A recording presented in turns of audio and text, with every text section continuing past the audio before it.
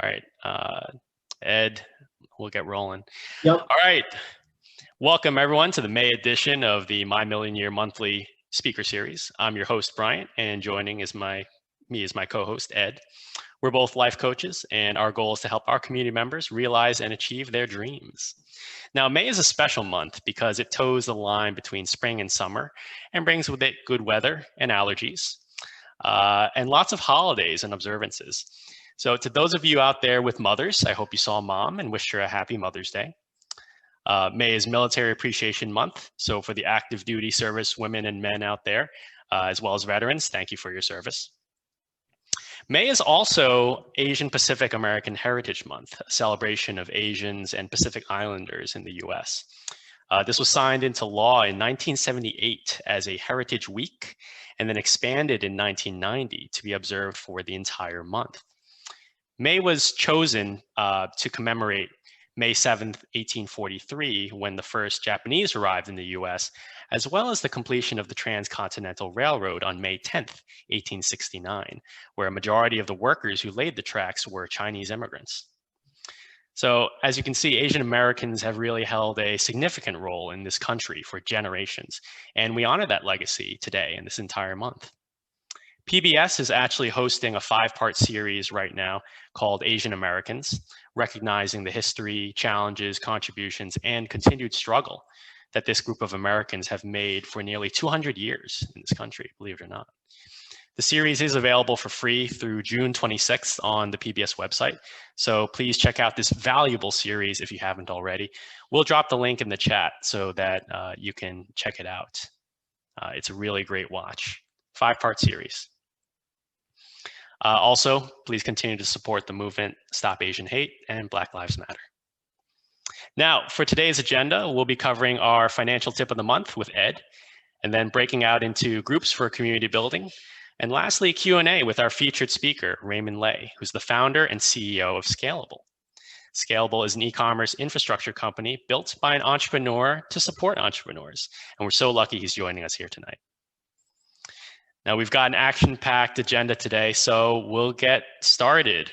Now, we take a practical approach to coaching based on our own experiences, and we recognize completely that financial independence is key to taking control of your life. So for our members, we set our sights on hitting that first 1 million in net worth, hence our name, My Million Year, the year you get to 1 million. May 20th, we found out, also happens to be National Be a Millionaire Day. That's tomorrow. You know, go be a millionaire tomorrow. You don't get to $1 million without managing your spending and budgeting wisely. So to talk to you about that is Ed.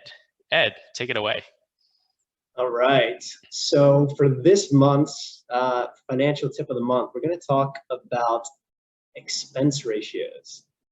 So these are the hidden costs that you probably don't think too much about that are in probably all of your investments. So we're going to do a bit of a deeper dive on that today and talk about how they might impact your long-term savings goals. So let's jump right into that. So expense ratios are fees that are charged by financial institutions for investing in whatever their assets are. So I have a screenshot here from Vanguard as an example of what expense ratios and account fees might be. So whenever you're checking your 401ks or your investment accounts, these are definitely areas that you want to be mindful of, understanding how much you're being charged. A lot of times it gets lost in the shuffle because your investments are growing and you don't really notice that you're being charged any fees because overall, you know, the account is growing. But these can really chip away at your earnings over time. So in this example, this is a Vanguard target retirement target date fund, pretty comparable to things you might see in your own 401ks. In this example, the expense ratio for this fund is 0.15%. And what that means is that 0.15% is taken annually from whatever assets under management that you have. So this sounds like a very, very small amount. So, you know, if If you think it's not going to add up to a lot, just hold on for a second. We'll show you how the math kind of adds up. Vanguard does a nice thing here where it shows what the average is of other similar funds. So they're claiming that 0.47% is what the average fund looks like, a similar fund. So we'll see how this affects things in the next slide. Something else to be mindful of is account service fees and other fees that people charge on top of your typical expense ratio. So in this example for Vanguard, they charge a $20 annual service fee, which isn't too bad, I guess, but it's something to be mindful of. The ones that you really want to be aware of and keep an eye on are these expense ratios, because these scale as your investments grow, because it's a percentage of all of your assets. Any questions on what an expense ratio is, account fees, before I move on? Cool. So this is what it might look like in practice. So say you have $100,000 invested. That's what year zero is, $100,000 invested. We're assuming that on average you're gaining 6% per year. And this is what it looks like if you are invested in different funds with different expense ratios. So I started, this first column is a 0% expense ratio, which is very, very rare, but it does exist for some funds. These are starting to become a little bit more popular now. Fidelity has a couple of these where it's 0%. But some of the more common ones you can see on the right, 0.03%, 0.05, and so on. And you can see over time, maybe the first year, we're not talking about a lot of money that first year, right? The difference between 0% and 0.03% is $30 for the first year. But you can see how over time the compound interest really adds up, and you can see the difference after 40 years. So the difference between a 0% and a 0.03% is now $11,000. And this is, the 0.03% is very low. You're probably paying closer to 0.1 or more, depending on whatever you're invested in. And you can see how this adds up over time, right? $38,000. One thing I'll call out is, every fund that you're invested in, it can be different, but in a lot of cases, they might be tracking the same index. So there are a lot of different index funds that track the S&P 500, for instance. Fidelity will have one, Charles Schwab will have one, Vanguard will have one. They're all doing the exact same thing, but they're charging different expense ratios. These are examples when you should really take a close look at what you're being charged, and you may be able to switch to something, get the exact same fund, but at a lower expense ratio. So $100,000 is a decent amount of money, but we're here at My Million Year, so let's add another zero to that and look at what those numbers look like if you had $1 million invested today. So now we're looking at, if you had $1 million today, 40 years from now, we're talking about a lot of money in terms of expense ratio costs. So now we're talking about not $10,000, now we're talking about $115,000 between these two. And maybe it's $381,000 between a 0.1% expense ratio versus 0%. So these really, really add up over time. So it's something that you really want to be mindful of in whatever you're investing. Starting with whatever's in your 401k. A lot of times 401ks will charge, they definitely charge an expense ratio, but they also charge fees on top of expense ratios. So you need to be aware of what the structure is there. Yeah, Ed, I think that's a really great point. I just changed jobs recently, and I'm setting up my 401k investment elections right now, or I just did earlier today. And you're right. The discrepancy between some of the investment options you have can be very significant in terms of the expense ratios. So I was even seeing mutual funds and ETFs of similar structure. So like a large cap mutual fund versus a large cap ETF. The difference can be 10, as you mentioned, like 10 times 10 times, ETF expense ratios can be 10 times lower than that of mutual funds. So like a 0.04 versus like a 0.4, that 10 times lower expense ratio. And as you illustrated, it makes a huge difference when you're talking about large sums of money. So as you can imagine, I picked all ETFs, opting for the lower expense ratios because they had comparable returns. So why not? It was a no-brainer. So that means I get to keep more of my gains. Yeah, that's right. Sometimes it could be worth it. If there is no other comparable thing, and the whatever you're trying to invest in, whether it's a mutual fund or an index fund that's, I guess, more niche, it might have a higher expense ratio, but you just need to make sure it's worth it. It's worth the additional returns to be paying that expense ratio. Returns are, they're variable. You don't know if it's going to go up or down. We always say past returns doesn't mean this, you'll have the same future performance. But these expense ratios, these are going to happen no matter what. So costs are very predictable. So you just got to make sure that it's worth it when you make those decisions. Actually, I read an article. There is a study about the expense ratio and the return. If you look at longer horizon, actually there is a correlation. So usually with the lower expense ratio, the return over time is actually better than those with a higher expense ratio. Yeah, that probably goes into just the general value of index funds versus active investing versus passive investing. Often passive index funds have lower expense ratios because there's low cost for the financial institution because they're not really doing anything, right? They're tracking the fund. And there's plenty of studies that show that passive investing outperforms active investing in the long term. Yeah, we're big proponents of passive styles here at My Millionaire. My personal favorite strategy. Set it and forget it. That's right. All right. All right, great. Well, thanks for that tip, Ed. Expense ratios are definitely something we need to keep an eye on in our equity investments, but also in our daily lives. Spending.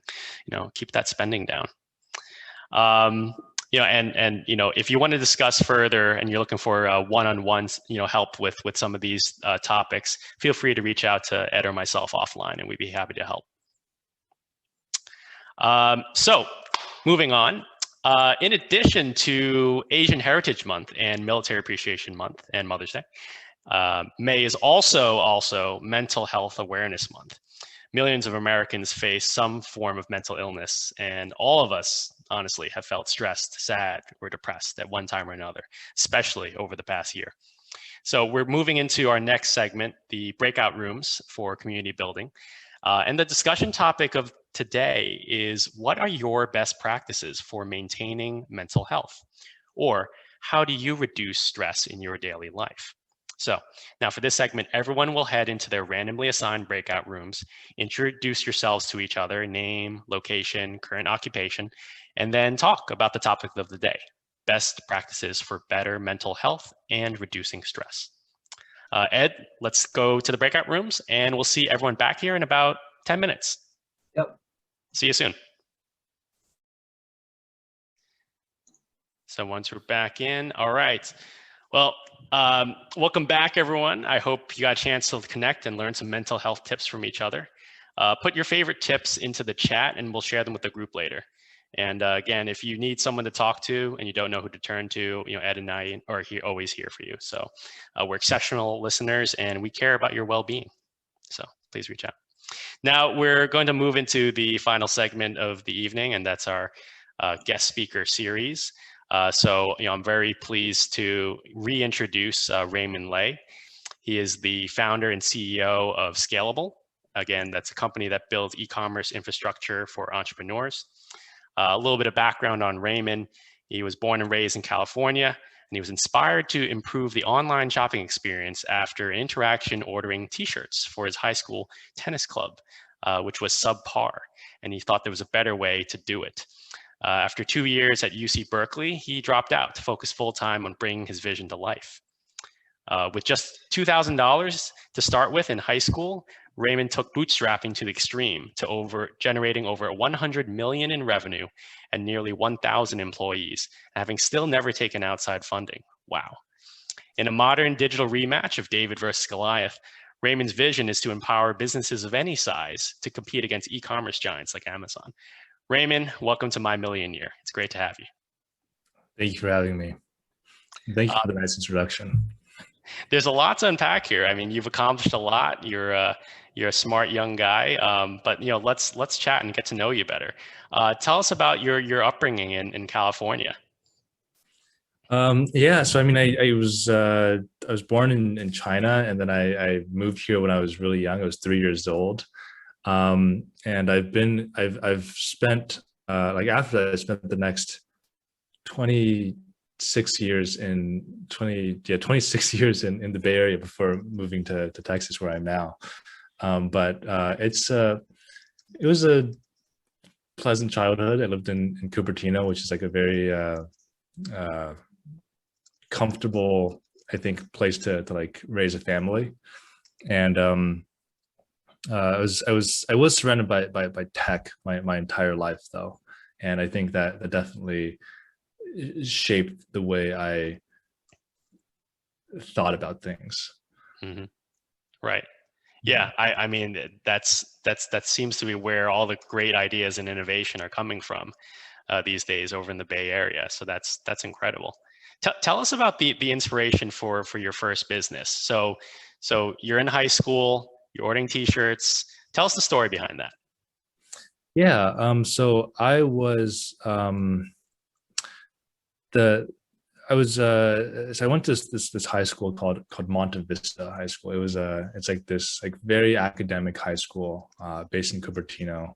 A lot of like most people's parents were there are a lot of like tiger parents in the school, so people just like really encourage their kids to like do well academically. And I remember just pretty early on in high school thinking, okay, what's the point in all this? Like there's like people are spending so much time studying, and I remember kept like my mind kept wandering into other things. And so in my sophomore year, I was running this tennis club at my high school, and it was a new club, and we were getting some T-shirts for the first time. And basically, we had a small budget to do it, and we could not afford any option out there. I looked at so many different options, both online options, offline options, and everything was overpriced.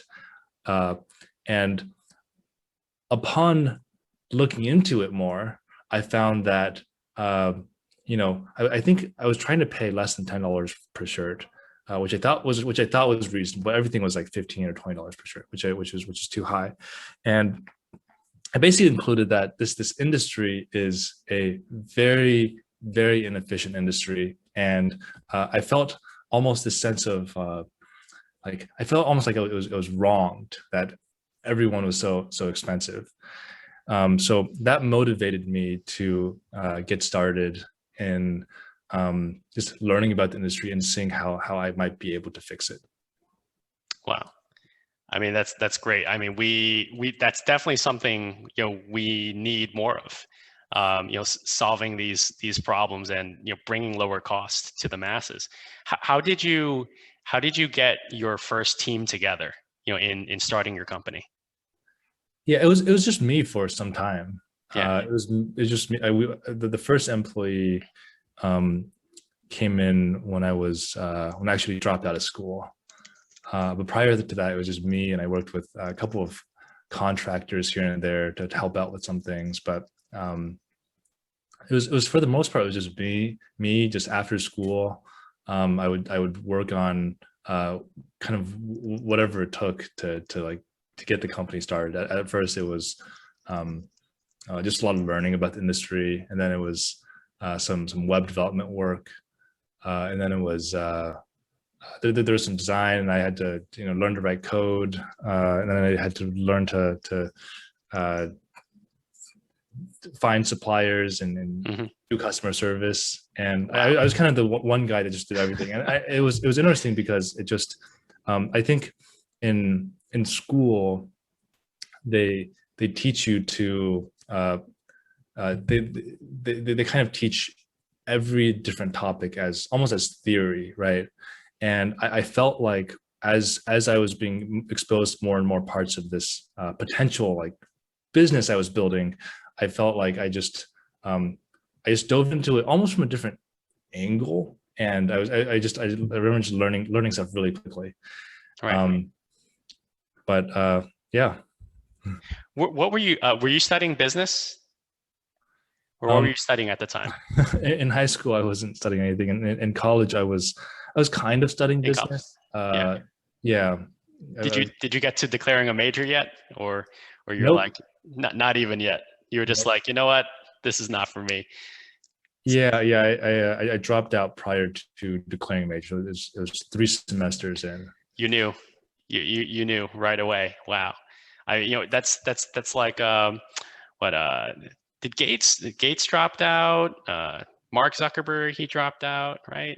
Like so following in the footsteps of many a successful founder, I see, taking the college dropout route. Yeah, I think it just made sense at the time. I mean, I had some friends that dropped out as well. That I remember actually thinking that it was risky for them to drop out, and I don't know if I would have in their shoes. Mm-hmm. So I think there's like on a scale of high risk dropout to low risk dropout, I'd say I'm somewhere in the middle. Mm-hmm. What I mean, yeah, it does seem like a risky proposition. And I got to ask, what did your parents think? So I'm super lucky to have parents that were supportive. My mom came up with the idea to drop out. Interesting. Yeah. Wow. Yeah, she just observed that I was spending a lot of time just working on the company on the side, and she came to me one day and was like, you should focus on one thing and do it well. And right. I noticed that you're focusing a lot on this company, and if you really want to do this, you should quit your other stuff. And the implication was, dropping out of school. At the time I think we were doing like some 6-figure number in revenue. So it wasn't, it was like a very small business at the time, very small business. And I think I would have been able to make a living, but just kind of like barely. Mm-hmm. So it was like in the middle ground. It wasn't like hugely successful. It wasn't like nothing. So, and I decided to pull the trigger and start doing it full time. That's incredible. And I think you highlighted what's really important is support. Having that support, having someone say to you, I believe in you, and I know you have what it takes. And that's half the battle is having someone believe that this is the right decision and you can make it. And look where it's gotten you. It's clearly proven to be the right move. So that's fantastic. I agree with that. I think it's underrated. I think this kind of type of sport is totally underrated. I think when you look at many of the like success stories out there, whether it's someone in business or an athlete or a singer or someone, like many of them have such strong support networks around them, and it's underrated. We have a question from the audience. Mona wanted to ask, I think it's important to build on a business idea and start working on it and not necessarily dwell on a business plan. What are your thoughts? I'd say skip the business plan. I think there's when I think about like, so I encourage, I think everyone should try starting a business. I think everyone should try it. And I think that there are way too many opportunities out there. I mean, okay, let me read. There's way too many problems out there that need to be solved. And there are too few people that want to take a shot at solving them. And part of it is you might fail, right? And that's in most cases you'll probably fail, but I think everyone should take a shot and know what that feels like, because it's a very, very interesting experience. But yeah, so the two top objections I hear from that's kind of preventing people from starting business is, one, oh, I need to make a business plan first, or two, like I need more experience. And I think I just disagree with both of those reasons. I mean, so the first one, making a business plan. So I think business plans are useful for after you know you want to do something and you kind of want to map it out a little bit more. And a business plan is kind of useful to think through it. But I think fundamentally, like, what is a business? Like, why do businesses even exist? Business exists because there's a problem, and that the problem that's unsolved and you want to solve it. And so I think rather than thinking about like, okay, you need a business plan, just think about the problem and do you have a good solution to that problem?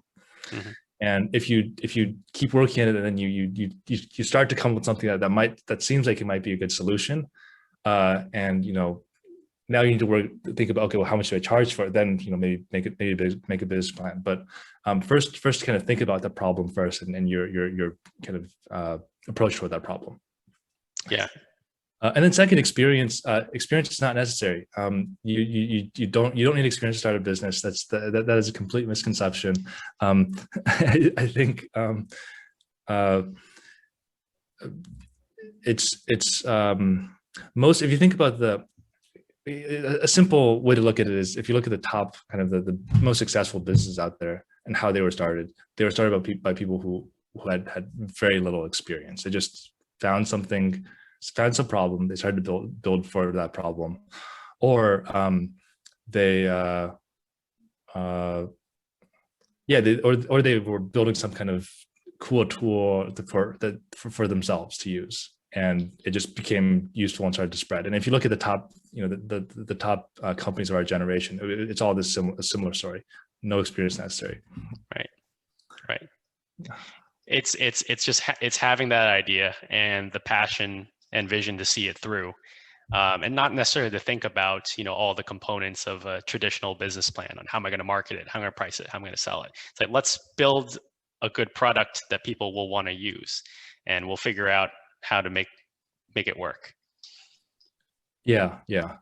And I think it's a lot of it is common sense in a way. Like one of the questions I ask during interviews is, how would you start a restaurant? And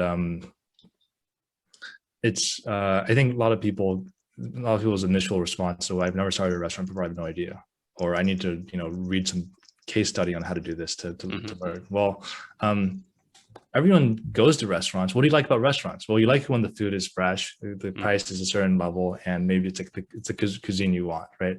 And how do I market it? Well, how do you hear about restaurants? You look at Yelp, you look at whatever, you might see a Facebook ad from time to time, you might see a billboard, and those are the tools at your disposal. So a lot of it, especially when it's problems that you face yourself, a lot of it is common sense. And it's more about, I think, taking action, being passionate about the problem and taking action, than kind of just having experience, like so-called experience to do it. Right.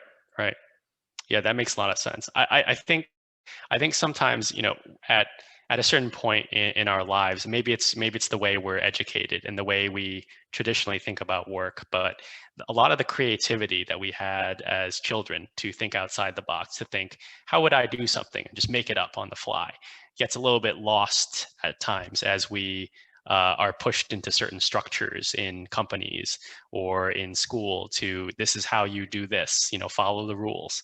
And we forget a little bit on how to just think about things that are not directly in our line of expertise.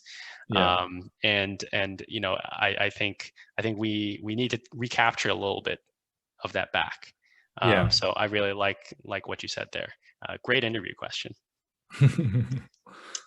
A couple more questions from the audience. Let's see, from David. Raymond, similar to taking risks and coming to terms of failing as a possibility, no way. Did you have a backup plan in mind for dropping out of school? what would you have done? Would you have gone back to school or tried another business? Yeah, I think so. I went to school. I went to Berkeley, UC Berkeley, and when I dropped out, I didn't know this before deciding to drop out, but when I signed the form, it said I had something like 6 years or 10 years to come back. So I would have been able to go back up to. Now I made a decision before knowing that though. So yeah. Okay, so the stakes were higher than you thought. Yeah. In my mind, yeah. Yeah, I mean, I guess the company was doing well enough that I wouldn't starve, and I think I also just from what I had learned while kind of growing the company to the size it was when I dropped out, I felt a sort of confidence that that I could do this for some other business. Yeah. So I guess I just felt confident, perhaps irrationally so. Right. Well, sometimes that's what it takes is a little bit of irrational confidence, a little uncommon sense. But that's great. That's great. Another question from the audience, from Gloria. What is the single most important thing that contributed to the success of your business? Have you experienced setbacks? And if so, how did you work through them? Okay. Yeah, definitely lots of setbacks. For the first part of this question, important thing that contributed to success, I think I need to refine this kind of theory, but I think that for any business, a lot of the value just happens at the very beginning, where like, do you have a good problem? Is the problem you're thinking about a real problem, and is your solution a good solution to that problem? And if it is, then that's probably something valuable. And if the problem is a big enough problem, then you might have a giant business on your hands. So I think the most important thing for me was the initial problem that I found was it was a real problem, and t-shirts are expensive, and the solution was I did a lot of process optimizations and built software to make the workflow less expensive, and it just t-shirts that are less expensive. It's actually just extremely straightforward value proposition. Right. And in some ways, it's kind of less clever than some of the other businesses people are coming up with, right? Like some ideas are very complex, but this one was very simple, right? And it probably also helped that I'm just willing to learn. Like I by default assume that I could learn things, and so I don't kind of hesitate to try getting into new areas. On the second question, setbacks. Well, there are many setbacks. I'd say we had a lot of setbacks on the manufacturing side. So in the beginning, we started out as a business that's we were just making an e-commerce website. And we worked with third-party kind of manufacturers, and initially so at some point we decided, we should just start printing t-shirts in-house and set up our own facility to save money. And I did some math, and I was so confident in my I guess our abilities to open up a printing operation, and I thought, okay, we could do this, and we're going to immediately get like a 80% margin. This is a great business to get into. And we got into it, and it was extremely difficult. Like doing physical manufacturing is such a hard business. And so we lost a lot of money, and it was a very challenging part of our business for a long time. It took many years for us to figure it out. Yeah, it was very painful, very painful. I wouldn't recommend. I think for most people, I wouldn't recommend doing something that's too kind of physically physical. Yeah, yeah.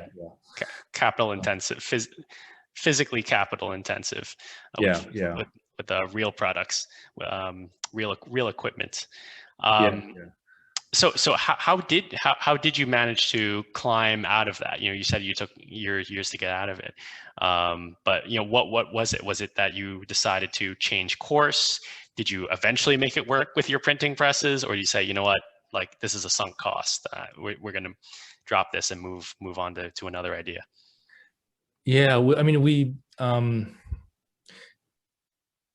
ended up getting very good at printing because we built a lot of software around it. And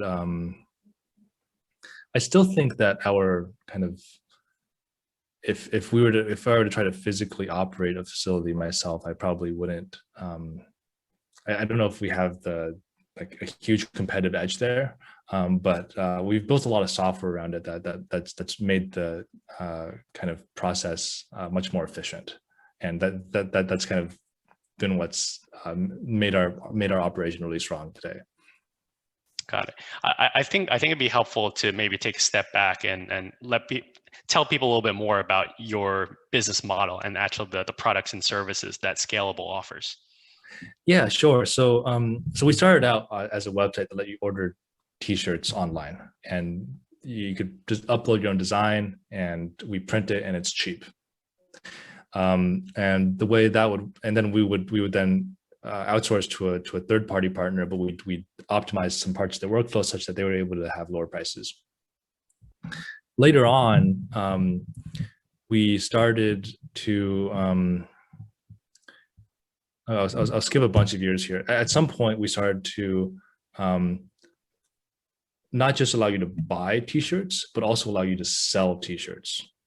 So you could use our service to make a store on the internet and sell t-shirts without actually having to own those t-shirts. So you could just upload design and it'll appear on your store, and it looks like it's like a legitimate product, and it has, it looks like there's like thousands of these in some warehouse somewhere. Actually, it's not there at all. And what happens is when someone purchases that item, we print it on the spot and ship it to that customer. And so we kind of were pioneers in what's called like the print on demand industry.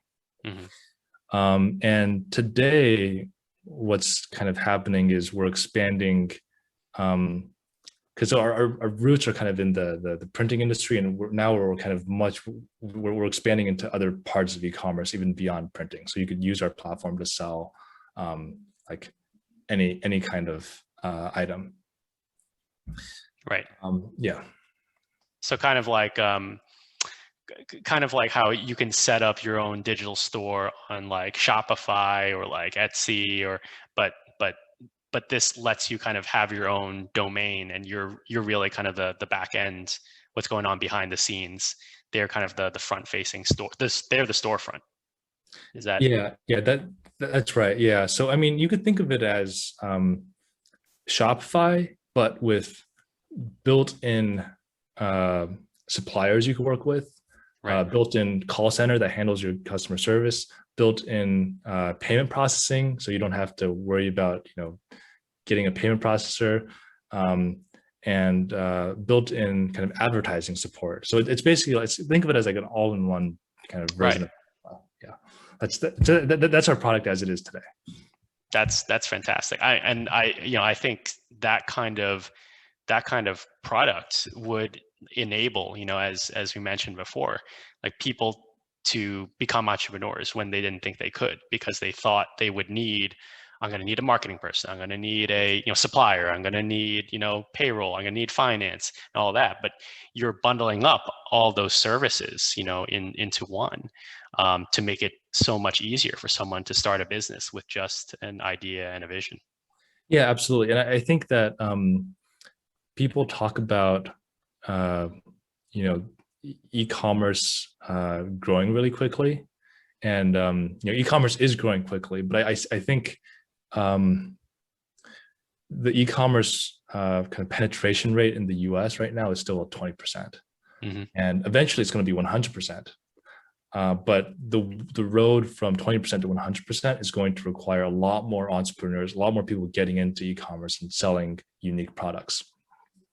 Right. I think in order to get there, e-commerce has to get a lot easier than it is today, and even easier than even a step easier than kind of what Shopify is providing, and that's kind of what we're trying to build today.